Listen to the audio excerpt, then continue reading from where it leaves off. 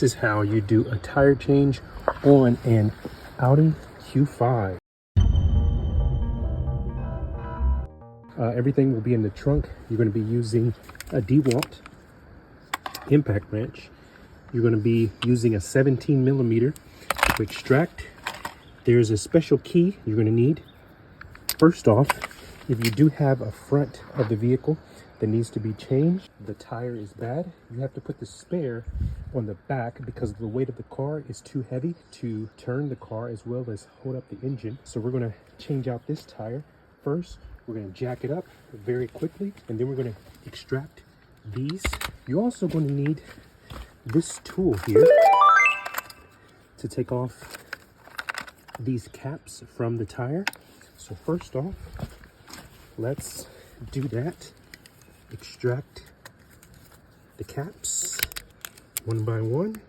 Make sure you jack up the car right underneath. It's going to use a few pumps. That was about 17 pumps to jack the vehicle. So this is the key, and you can only get this off with the key, so you have to make sure you get access to that. Now we have our tire off. We're going to put on the spare. It's going to need air, so that should be your next step, putting on the spare and filling it with air. The back seat is where you will plug in the charger. Then you're going to fill this guy up with air. It's got a little piece here. We're going to stick that in and fill it up with air.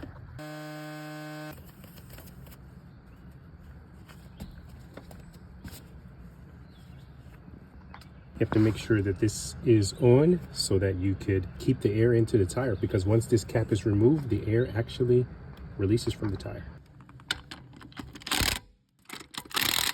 So we have the tires on now. We're going to put away our items inside of the trunk, and we're good to go.